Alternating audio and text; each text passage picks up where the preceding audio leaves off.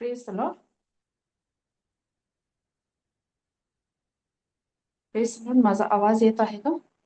हो हो, yes sister. Yes. Okay okay. Praise the Lord. Thank you brother, thank you so much. परमेश्वराचे आभार मानत आहे मी की मला ही सुंदर अशी संधी आज या ठिकाणी दिली आणि ब्रदर मायकल यांनी आज या ठिकाणी मला आमंत्रित केलं. परमेश्वराच्या नावाला धन्यवाद देत आहे. प्रत्येक उत्तम संधी परमेश्वराकडून येते. प्रत्येक संधी ज्यावेळेस आपण वचन सांगायला जातो त्यावेळेस संधी परमेश्वराकडून येते. आपण तयार असतो पण संधी देणं परमेश्वराच्या हातात आहे. जसं ब्रदरने सांगितलं की आमची भेट त्या ठिकाणी मॉलमध्ये झाली. मी परमेश्वराला धन्यवाद देते की परमेश्वर कसं आपल्याला कुठे कोणाला कधी भेटवतो हे आपल्याला माहिती नसतं आणि बऱ्याच वेळेला असं होतं की पुष्कळ जण मला असेच भेटलेले आहेत. कोण मॉलमध्ये भेटलेले, कोण स्कूलमध्ये भेटलेले, कोण कुठे आणि परमेश्वराने त्या ठिकाणी वचनासाठी मोठे दरवाजे उघडलेले आहेत. त्यामुळे मी परमेश्वराच्या नावाला धन्यवाद देते. कारण मनुष्य विचार एक करतो, खरं परमेश्वर ते जुळवून आणतो, त्या गोष्टी घडवून आणतो. त्याची पूर्व योजना किंवा नियोजन परमेश्वराच्या हातात आहे. परमेश्वराच्या नावाला मी धन्यवाद देते या सुंदर वेळेसाठी आणि खरोखर तुम्हा सर्व प्रियजनांचे आभार मानत आहे. या मीटिंगसाठी तुम्ही सर्वजण वेळेत वेळ काढून जॉईन झाला. कारण हेक्टिक शेड्यूल असतं, कामाला जाणं येणं आणि संध्याकाळी 7 वाजता शार्प सगळेजण हजर आहात त्याबद्दल परमेश्वराच्या नावाला धन्यवाद देते. आपण 2 मिनिटाची एक प्रार्थना करू आणि आपण वचनाकडे जाऊ. धन्यवाद परमेश्वरा, तुझ्या नावाला धन्यवाद देत आहे.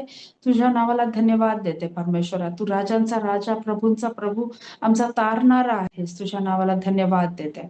आज परमेश्वरा ही आमची योजना नाही पण ही तुझी योजना होती की आज आम्ही या ठिकाणी एकत्र यावं. खरोखर परमेश्वरा तुझी दया आणि कृपा महान अशी आहे. तुझी दया आमच्यावर आहे. तुझ्या नावाला धन्यवाद देत आहे. तू कधी आम्हाला न टाकणारा न सोडणारा परमेश्वर आहे. तू म्हणतो मी तुला एकटं असं सोडणार नाही. धन्यवाद देते परमेश्वरा. तुझ्या वचनासाठी धन्यवाद देते, तुझ्या प्रॉमिससाठी धन्यवाद देते आणि परमेश्वरा तू आज या ठिकाणी जे प्रियजन एकत्र केले आहे त्या प्रत्येकासाठी धन्यवाद देते. खरोखर परमेश्वरा दररोज ज्या वेळेस ते आठवड्यातून परमेश्वरा दरवेळी प्रार्थनेला एकत्र येतात. ही सुंदर असे परमेश्वरा त्यांनी जी प्रार्थनेची वेदी तयार केलेली आहे आणि त्यातून जो अग्नी येत आहे परमेश्वरा, तुझ्या नावाला धन्यवाद देते. या प्रार्थनेच्या वेदीमध्ये परमेश्वर एक प्रार्थनेची वेदी कायम अशीच राहू दे, त्याच्यावर हा अग्नी असाच जळत राहू दे यासाठी मी प्रार्थना करते. धन्यवाद देते परमेश्वरा. अधिक आणि अधिक लोक यामध्ये जॉईन होऊन आशीर्वादित होऊ दे यासाठी मी प्रार्थना करत आहे. तुझ्या नावाला धन्यवाद देते परमेश्वरा. धन्यवाद देते ह्या टेक्नॉलॉजीसाठी परमेश्वरा. कारण आम्ही ज्या ठिकाणी आहे त्या ठिकाणी असताना देखील परमेश्वरा तू आम्हाला एकत्र केलं. तुझ्या नावाला धन्यवाद देते. शरीरामध्ये परमेश्वरा मानसिकरित्या फिजिकली जरी परमेश्वरा आम्ही एकमेकांपासून लांब असलो तर आत्म्याने तू आम्हाला एकत्र आणलेला आहे. तुझ्या नावाला धन्यवाद देते. खरोखर परमेश्वरा तू सहाय्य आणि मदत करणारा परमेश्वर आहे. आज संपूर्ण ताबा मीटिंगचा तुझ्या हातामध्ये देत आहे, तुझ्या हातामध्ये देत आहे परमेश्वरा. तुझा पवित्र आत्मा सुंदर रीतीने प्रत्येकाला चालवू दे. हे वचन परमेश्वरा ग्रहण करण्यास तू सहाय्य आणि मदत कर. प्रत्येक सैतानी अडखळण बंधन हिंड्रन्स अडखळण परमेश्वरा सर्व प्रकारचं व्यत्यय येशूच्या नावामध्ये मी धमकावत आहे. ही वेळ तुझ्या हातामध्ये देते परमेश्वरा. जे काही वचन आम्ही पेरणार आहे ते सुपीक जमिनीवर पडून जीवन सेम न राहणार असावं असं तू कर परमेश्वरा. धन्यवाद देते. येशूच्या नावामध्ये प्रार्थना केली म्हणून तो amen amen. Praise the Lord. Praise the Lord. Yes brother, पुन्हा एकदा मला तुम्ही ते वचन वाचून दाखवणार. आयझया 43. Yes sister. यशया 43 ह्याचा दुसरा अध्याय आपण वाचूया. तू जलातून चालशील तेव्हा मी तुझ्या बरोबर असेल, नद्यातून जाशील तेव्हा त्या तुला बुडविणार नाही, अग्नीतून चालशील तेव्हा तू भासणार नाही, ज्वाला तुला पोळणार नाही. Amen. Amen. Yes. Praise God, praise God. आज परमेश्वर आपल्या बरोबर आहे आणि तो आपल्याला काय सांगत आहे हे आज आपण बघणार आहोत. आणि वचन आपल्याला स्पष्ट सांगतं, तू ज्वालातून चालशील तरी ती तुला भासणार नाही, अग्नीतून चालणार किंवा पाण्यातून चालणार तरी तुम्हाला ते बुडवणार नाही. परमेश्वराचं वचन हे सत्य आहे. परमेश्वराचं वचन सत्य आहे. आजपर्यंत अशी एकही गोष्ट झालेली नाही की परमेश्वर ते बोलला, परमेश्वराने ते पूर्ण केलं. तो ज्या काही गोष्टी बोलतो किंवा ह्या वचनामध्ये ज्या काही गोष्टी आहेत ते प्रत्येक गोष्ट त्या ठिकाणी पूर्ण करतो. परमेश्वर कसा आहे? तो चांगला आहे. त्याची दया आणि कृपा आपल्या बरोबर आहे.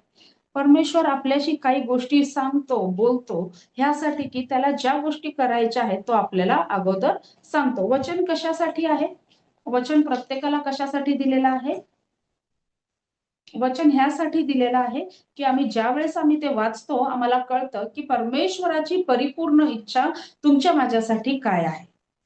परमेश्वराची इच्छा काय आहे?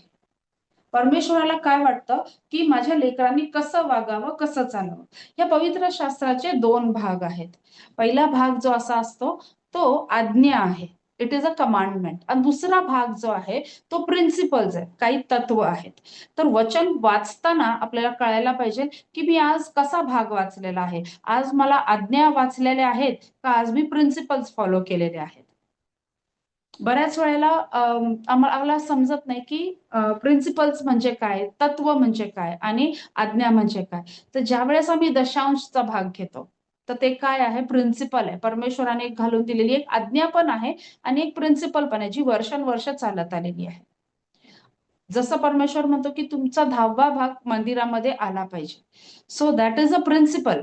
जे आपण दशांश देतो, टाईत देतो, दॅट इज अ प्रिन्सिपल. परमेश्वराने दिलेलं हे आपल्याला काम आहे. आज्ञा काय आहेत? जसं रोमकरास पत्रामध्ये आहे, रोमकरास पत्र आहे किंवा पहिले करिंथी याचा 13वा अध्याय प्रीतीविषयी आज्ञा दिलेली आहे. तुम्ही सहनशील असा, तुम्ही प्रीतीमध्ये राहा, कारण देव काय आहे? प्रीती आहे. मग तो त्याचा स्वभाव त्या ठिकाणी लिहून देत आहे. तो सांगत आहे की तुम्ही कसं असलं पाहिजे. प्रीती रुसत नाही, फुगत नाही, चिडत नाही, अनितीत आनंद मानत नाही, असते विषय मंद असते. पुष्कळ काही गोष्टी त्या ठिकाणी दिलेल्या आहे की माणसाने प्रीतीमध्ये देवाच्या स्वभावामध्ये त्यांनी कसं रूपांतर व्हावं याबद्दल परमेश्वराचं वचन आपल्याला आज्ञेच्या द्वारे सांगतं. तर वचन कसं आहे? परमेश्वराचा दुधारी तलवारी सारखं आहे. ज्यावेळेस आम्ही वचन वाचतो त्या ठिकाणी आम्हाला आज्ञा दिसतात आणि त्या ठिकाणी आम्हाला काही तत्व दिसतात, प्रिन्सिपल्स दिसतात. तर सुरुवात ज्या वेळेस आम्ही उत्पत्तीमध्ये येतो, सुरुवात वचनाची सुरुवात कशी झालेली आहे? उत्पत्तीपासून झालेली आहे. आणि उत्पत्तीमध्ये आम्ही काय बघितलं? त्या ठिकाणी आदाम आणि हवा आहे आणि त्या ठिकाणी परमेश्वराने सुरुवातच कशी केली? त्यांना काय सांगितलं? तुम्ही सगळ्या झाडाचं फळ खा आणि जे मध्यभागी जे झाड आहे त्याचं फळ तुम्ही खाऊ नका. कशाने केली? आज्ञेने केली. कमांडमेंटने केली. आज्ञा दिली की तुम्ही सगळ्या झाडांचे फळ खा, पण जे मधी जे झाड लावलेलं आहे त्याचं फळ तुम्ही खाऊ नका. आणि वर परमेश्वर त्यांना सांगतो जर तुम्ही खाल तर तुम्ही अवश्य मरा. परमेश्वराने सांगितलं प्रिन्सिपल, एक कमांडमेंट दिली, एक प्रिन्सिपल दिलं की तुम्ही जर खाल्लं तर तुम्ही मरणार. ज्या वेळेस आदाम आणि हवाने ते फळ खाल्लं, नक्की ते मेले का? फक्त त्यांचे आत्मिक नेत्र बंद झाले आणि जे काही त्यांना परमेश्वराने ग्लोरीमध्ये झाकलं होतं, जे परमेश्वराबरोबर ते बोलत होते ते त्यांचं बोलणं बंद झालं. तो आत्मिक आत्मिक स्पिरिच्युअल डेथ आपण त्याला म्हणू शकतो. परमेश्वर खोटं बोलला नाही, परमेश्वर खरंच बोलला, पण त्यांनी एक प्रिन्सिपल त्या ठिकाणी ओपन केलं. उत्पत्तीपासून करण्यापर्यंत दोन्ही गोष्टींवर वचन चालत आहे, कमांडमेंट अँड प्रिन्सिपल्स. काही गोष्टी केल्या, आज्ञा मोडली तर त्याचे परिणाम आहेत, आज्ञा पाळले तर त्याचे परिणाम आहेत. चांगलं आणि वाईट, आशीर्वाद आणि शाप, या दोन्ही गोष्टी. वचन काय म्हणतं? मी तुमच्या समोर दोन्ही गोष्टी ठेवलेल्या आहेत, आशीर्वाद आणि शाप. तुमच्या हातात आहे, तुम्ही काय निवडणार? वचन आपल्यासाठी एकदम क्लिअर आहे. पहिल्या उत्पत्तीपासून आपण वाचत गेलो, आपल्याला सगळीकडे दिसून येईल की वचन ह्याप्रमाणे काय झालेलं आहे? डिस्ट्रीब्यूट झालेलं आहे. तर आम्हाला समजलं पाहिजे आम्ही कोणतं प्रिन्सिपल फॉलो केलं नाही तर काय होतं, आम्ही कोणतं आज्ञा पाळली नाही तर त्याचा परिणाम आमच्या जीवनामध्ये काय येतो. परमेश्वराची आज्ञा पाळलं नाही. उत्पत्तीमध्ये ज्या वेळेस आम्ही बघितलं, आदाम आणि हव्वानी उत्पत्तीमध्ये ज्या वेळेस त्यांनी आज्ञा पाळली नाही त्यानंतर काय झालेलं आहे? त्यानंतर काय झालेलं आहे?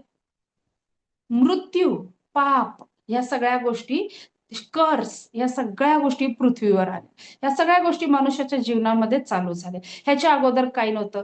आजारपण नव्हतं, कष्ट नव्हतं, मृत्यू नव्हता, पाप नव्हतं, सार्वकालिक जीवन होतं. पण ह्या सगळ्या गोष्टी काय झालं, उलट झाल्या. मृत्यू आला, गरिबी आली, कष्ट आला, आजारपण आला, पाप आलं. या सगळ्या गोष्टी त्या ठिकाणी आलेल्या आहेत. ज्या वेळेस ह्या सगळ्या गोष्टी त्या जगामध्ये चालू झाल्या, परमेश्वराने काय सांगितलं की तुम्हाला ते एदेन बागेतून काढून टाकलं जाईल आणि बाहेर या गोष्टी चालू होणार. परमेश्वराच्या सानिध्यामधून त्यांना बाहेर काढण्यात आलं. उत्पत्तीपासून आपण बघतो की आज्ञा पालन न केल्यामुळे पाप, मरण ह्यासारख्या गोष्टी, त्रास माणसाला सुरू झाला. परमेश्वराचं सानिध्य लांब गेलं. जे आदाम हवा त्याच्याशी फेस टू फेस बोलत होते, समोरासमोर बोलत होते, ते आता काय झाले, त्यांना बाहेर पडलं. आता परमेश्वर पहिल्यासारखा बोले ना, आता आवाज यायला लागला, परमेश्वराचा आवाज यायला लागला. पहिला तो दिसत होता, त्यांच्या डोळ्याला दिसत होता, समजत होतं. परमेश्वर एदेन बागेमध्ये संध्याकाळचा शिळोप्याच्या वाऱ्याबरोबर तो आत येत होता, त्यांच्याशी बोलत होता, त्यांच्याबरोबर उठत असेल, बसत असेल, फेस टू फेस बोलत होता, भेटायला रोज संध्याकाळचा यायचा, दररोज यायचा. आणि आता काय झालेलं आहे, एदेन बागेतून बाहेर पडल्यावर परमेश्वराचं सानिध्य गेलं आणि काय झालं, त्या ठिकाणी त्यांना आता कष्ट होत आहे, आवाज येत आहे परमेश्वराचा. सो डिसओबिडियन्समुळे काही गोष्टी कट ऑफ होतात. एक एक गोष्ट काय होते, परमेश्वरापासून आम्ही दूर जातो, पापामुळे दूर जातो, आज्ञापालन न केल्यामुळे आम्ही देवापासून दूर जातो. परमेश्वर जो आम्हाला भेटणारा असतो, बोलणारा असतो, दररोज तो येऊ शकतो, भेटू शकतो, तो एका लांब ठिकाणी जातो, तिथे थांबतो, लांबून बोलतो. आणि आज परिस्थिती आपली तशी आहे. वचन आज पुन्हा एकदा आपल्याला काय सांगतं की ज्यावेळेस येशू ख्रिस्ताचं बलिदान झालं, प्रत्येकाला त्यांनी काय केलं, पुन्हा एकदा पापाची क्षमा केली, पुन्हा एकदा मनुष्याला रिस्टोर केलं. आणि ज्यावेळेस आम्ही वचन वाचतो, आम्ही पॉवर मध्ये इन्क्रीज होतो. कारण वचन कसं आहे, पॉवरफुल आहे. वचन वाचल्याने विश्वास वाढतो, विश्वास वाढल्याने देव कोण आहे, काय आहे, माझ्यासाठी काय करू शकतो, हे आम्हाला समजतं. जर आम्हाला माहितीच नाही आमचा देव आमच्यासाठी काय करू शकतो, तर आम्हाला कधीही विश्वास बसणार नाही, कधी आम्हाला कळणार नाही. वचन म्हणतं की तुम्ही taste and see the Lord is good. परमेश्वराचा काय करा तुम्ही, त्याला अनुभव घेऊन बघा की परमेश्वर किती चांगला आहे, त्याचा अनुभव घेऊन बघा तो किती चांगला आहे. तो अनुभव घेण्यासाठी आम्हाला जर वचनच आम्ही वाचत नाही, तर आम्हाला कळणार नाही अनुभव आम्हाला कसा घ्यायचा आहे. ज्या व्यक्तीमध्ये वचन पूर्ण भरलेलं आहे, रोज वाचून वाचून वाचून वचन भरलेलं आहे, त्या व्यक्तीला कळतं की विश्वास असा बाय डिफॉल्ट येतो, अचानक आपोआप येतो, आपोआप त्याच्यामध्ये त्या गोष्टी येतात, आपोआप मनुष्य भ्यायचं बंद करतो, काळजी करायचं बंद करतो, कारण वचन भरलेलं आहे.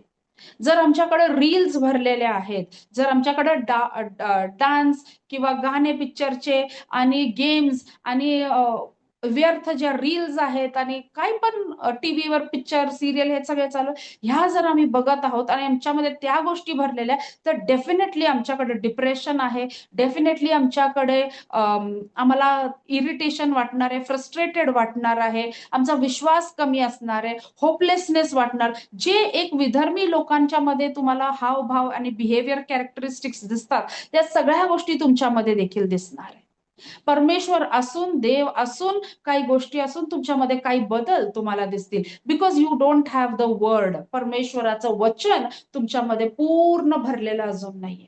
कोणामध्ये 10%, जसं फोनची बॅटरी असते, 10%, 20%, 30%, 40%, अशा पद्धतीमध्ये ज्या वेळेस आहे ना वचन भरतं, त्यावेळेस आम्ही काय होतो, लो बॅटरीवर ऑपरेट करायला लागतो. लो बॅटरीवर ऑपरेट करायचं म्हणजे ती बॅटरी कधीही बंद पडू शकते, फोन कधीही डेड होऊ शकतो.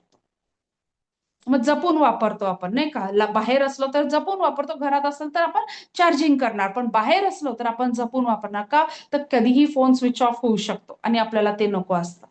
कोणालाच काय फोनची आवश्यकता असू दे नसू दे, पण कोणाला जर वाटलं की, कोणालाच वाटत नाही की आपला फोन बाहेर असताना स्विच ऑफ व्हावा. सेम थिंग, ज्या वेळेस वचन आम्ही वाचत नाही, त्यावेळेस आम्ही कमी रिक्त असे असतो, रिक्तपणा आमच्यामध्ये असतो. आणि तो भरून काढण्यासाठी आम्हाला वचनाची गरज असते. वचन फार इम्पॉर्टंट आहे. जर आम्ही वचन वाचत नाही, आम्हाला कळणार नाही की परमेश्वराची आज्ञा माझ्यासाठी काय आहे, परमेश्वर कोणत्या गोष्टीला पाप ठरवत आहे. जर वचन वाचणार नाही तर आम्हाला कळणार नाही कोणते प्रिन्सिपल्स आम्ही मिस करत आहे, काय केल्याने काय घडत आहे आमच्या लाईफमध्ये. आम्हाला समजणारच नाही की कोणत्या गोष्टींमुळे माझ्या जीवनामध्ये अजून बंधनं आहेत, कोणत्या गोष्टींमुळे अजून मला फायनान्शियली मी ग्रो होत नाहीये, कोणत्या गोष्टीमुळे अजून आमच्या घरातले काही बंधनं सुटत नाहीये. कळणारच नाही आम्हाला. वचनामध्ये सांगितलेलं फास्टिंग आहे. ज्यावेळेस आम्ही उपास करतो, ज्यावेळेस आम्ही उपास आणि प्रार्थना करेक्ट पद्धतीने करतो, त्यावेळेस आम्ही पॉवरमध्ये आणि रँकमध्ये वाढतो आणि मग आमचे बंधनं सुटतात. लोकांना वाटतं की आम्ही उपास आणि प्रार्थना करतो कशासाठी, की मला जे पाहिजे ते आम्हाला मागून घ्यायचंय परमेश्वराकडून. नेव्हर, कधीच असं होत नाही. ज्यावेळेस आम्ही उपास आणि प्रार्थना करतो, आमचं अंतःकरण देवासमोर आम्ही आणतो, आम्ही आमच्या अंतःकरणामधल्या ज्या गोष्टी आहेत, पाप आहे किंवा एन्वी आहे, जेलसी आहे, कोणाबद्दल राग आहे, क्षमा मागतो, पापाची क्षमा करतो इतरांना, कोणाबद्दल चहाडी करत नाही, कुजबुज करत नाही. आम्ही प्रार्थनेमध्ये तो दिवस घालवतो, सकाळपासून बराच वेळ प्रार्थनेमध्ये बसतो, खऱ्या अर्थाने उपास प्रार्थनेला आम्ही वेळ देतो आणि त्या पद्धतीमध्ये परमेश्वराबरोबर वेळ घालवतो. त्यावेळेस आम्ही वचन वाचून वाचून वाचून त्या वचनाची भरती आमच्या जीवनामध्ये करतो. परमेश्वराच्या सानिध्यात आम्ही वर्शिप करून त्याला स्तुती आराधना देतो. त्यावेळेस आम्ही पॉवरमध्ये वाढत आहे, आम्ही रँकमध्ये वाढत आहे आणि त्यावेळेस मग सैतान त्या गोष्टी बघतो आणि तो आमच्या जीवनामध्ये त्याचा हात जो त्यांनी धरलेला असतो तो सोडून जायला बघतो. असं गोष्ट नाहीये की आम्ही उपास प्रार्थना केली म्हणजे परमेश्वर, आम्ही उपास आणि प्रार्थना करणं, भूक हडताल आणि फास्टिंग दोन वेगळ्या गोष्टी आहेत. त्यामुळे परमेश्वर म्हणतो की ज्या वेळेस आम्ही वचन वाचणार, करेक्ट पद्धतीने ते आमच्या जीवनामध्ये लागू करणार, त्यावेळेस आम्हाला कळणार what is obedience and what is principles and how to follow. आज आपण काही गोष्टी बघणार आहोत की ज्याचा आजचा आपल्या संदेशाचं संदेश आहे बी प्रिपेअर्ड. आपल्याला तयारीत राहायचंय. तयारीत राहायचंय म्हणण्यापेक्षा मी म्हणेन पूर्व तयारीमध्ये राहायचंय, prepared. So you have to be prepared beforehand, अगोदर तयारीत राहायचंय. प्रत्येक वेळेस उत्पत्तीपासून ते प्रगटीकरणापर्यंत परमेश्वर त्याच्या लोकांना प्रिपेअर करत आहे. Before hand he is preparing. ज्या वेळेस उत्पत्तीपासून लोकसंख्या वाढत आली, नोहाच्या टाइम पर्यंत आली, लोकसंख्या वाढली, पाप वाढलं, सगळ्या गोष्टी झाल्या. नोहाच्या वेळेमध्ये काय झालं, त्यावेळेस पाप भयंकर वाढलं. एकच फॅमिली होती नोहाची, जिथं नोहा, त्याची पत्नी, त्याचे मुलं, त्याच्या मुलांच्या पत्नी, ह्या सगळेजण टोटल 8 लोक फक्त काय होते, नीतिमान होते.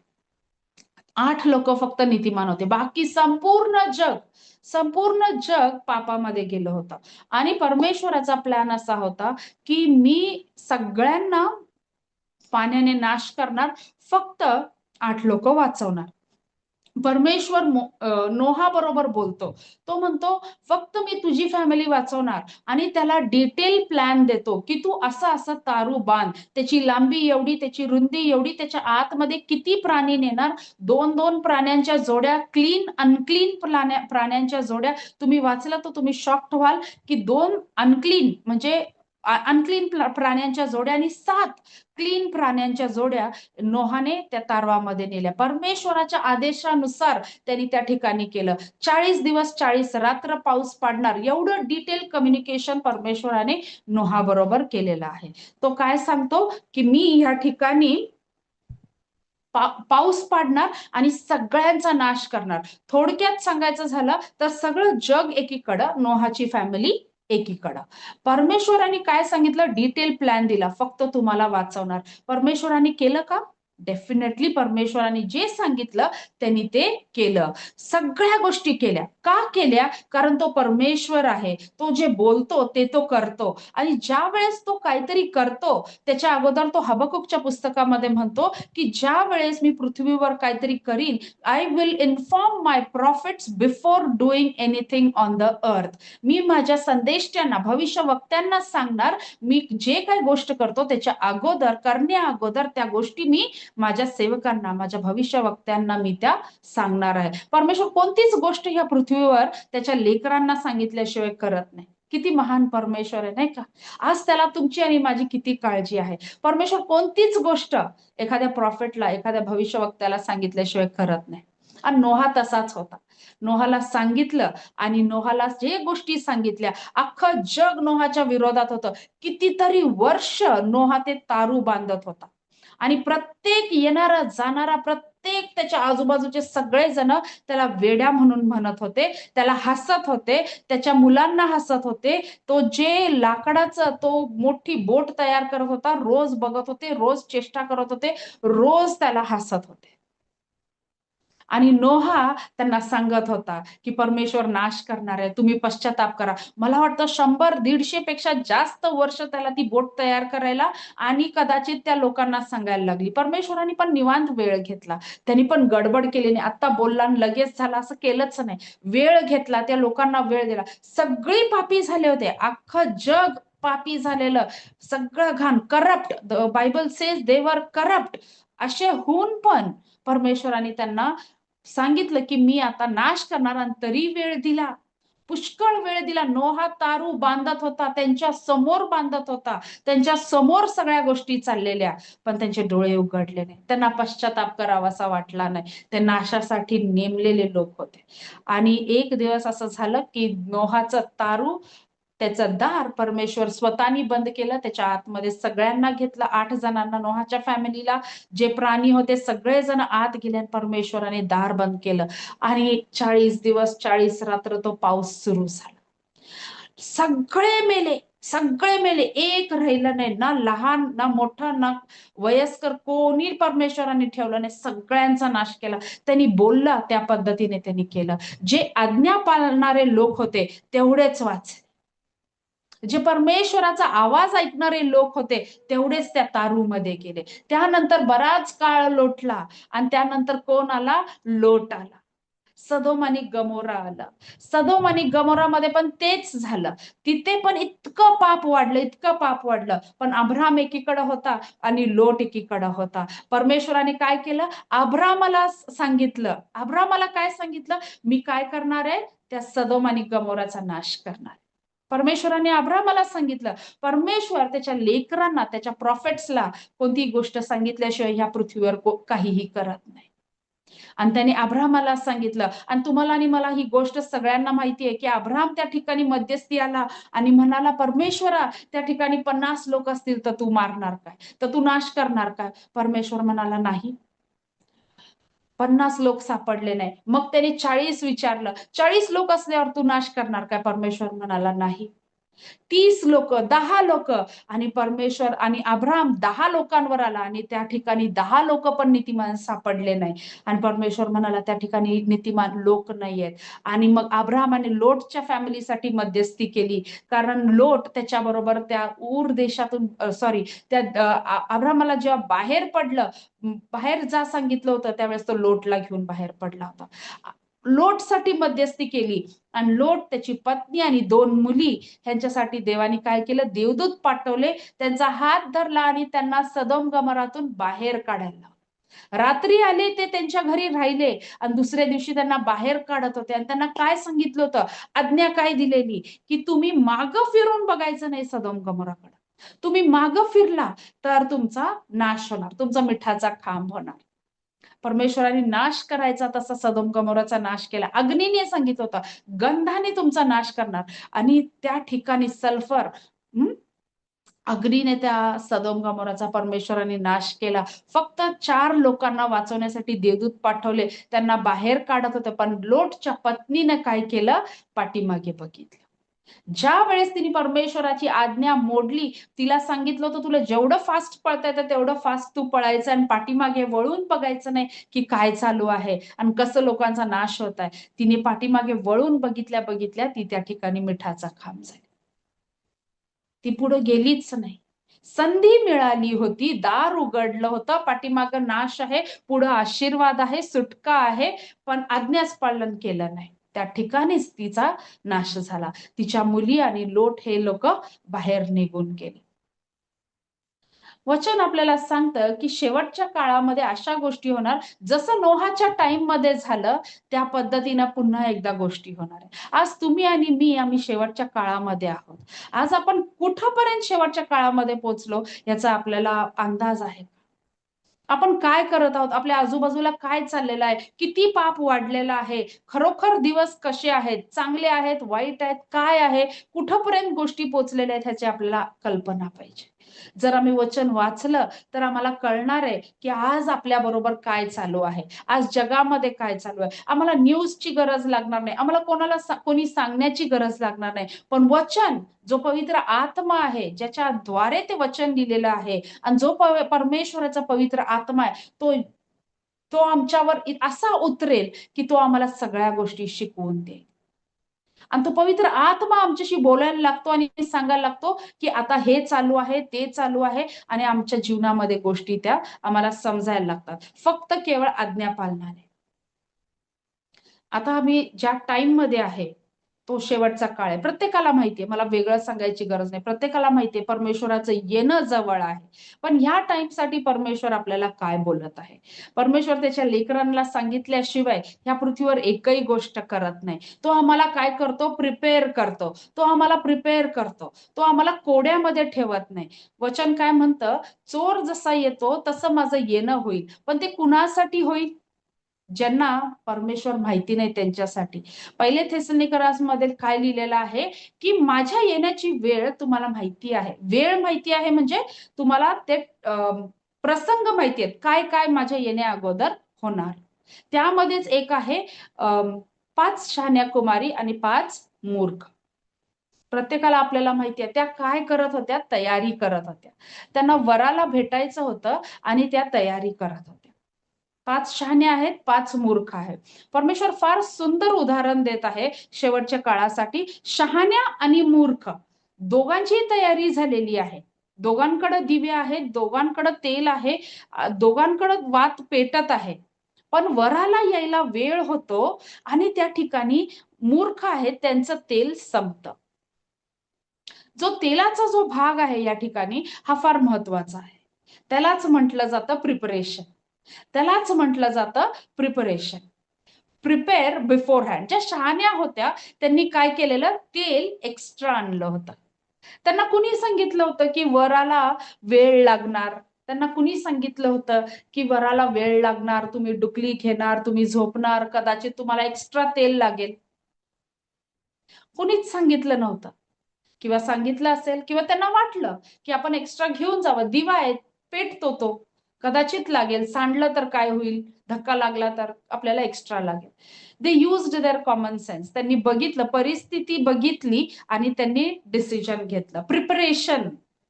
ज्यावेळेस आम्ही ठरवतो, आम्ही पिकनिकला जातो, आम्ही कुठं जातो, त्यावेळेस आम्ही प्रिपरेशन मध्ये जातो. आपण तिथं जाणार, असं करणार, हे करणार, ते करणार, योजना करतो. आम्ही प्रिपरेशन मध्ये जातो. आज आपल्या प्रत्येकाला माहितीये की परमेश्वराचं येणं जवळ आहे आणि आपण कुठपर्यंत आपली तयारी आहे. ते तेल जे आहे ते परमेश्वराचं वचन आहे. आम्ही ते वचन कितपत आमच्यामध्ये भरून घेतलेलं आहे की आमच्या आत्म्याचा दिवा पेटलेला आहे. ते वचनाच्या तेलाने जर आमचा दिवा पेटतो तर आमच्यामध्ये कितपत तो दिवा कितपत पेटण्याची ताकद आहे? एक्स्ट्रा ऑइल आहे का? की जर समजा काही प्रसंग झाला, काही वेळ आली, काय झालं, आमच्याकडं वचन नसलं, आमच्या हातामध्ये बायबलच नसलं, तर आमच्यामध्ये आज एवढं वचन भरलेलं आहे का? की जर आमच्या हातामध्ये हे असं प्रॅक्टिकल बायबल नसेल, फोन बंद पडला, हे असं पुस्तक नाहीये, पण आमच्याकडं वचन आम्हाला पाठ आहे किंवा आमच्यामध्ये इतकं भरलेलं आहे की आमचा दिवा विजूच शकत नाही. त्याला म्हटलेलं आहे preparation. So that is called preparation. आज आमची तयारी आहे का? आज आम्ही वचन पूर्ण भरले? आज त्याच्या आज्ञा आम्ही पाळतो का? का आम्ही लोकांना भिवून आम्ही कॉम्प्रोमाइज करतो? लोकांना भिवून आम्ही वचनाला कमी आणि आम्हाला जे काय वाटतं ते आम्ही करतो? आज परमेश्वर आपल्याला स्पष्ट सांगत आहे की त्याचं येणं जवळ आहे. आमचं प्रिपरेशन, आमची तयारी आम्हाला करायची आहे. शेवटच्या काळामध्ये असं होणार आहे की परमेश्वराचं येणं होणार आहे. त्या अगोदर तो काय म्हणतो? माझे लोक माझी वाट बघत आहेत.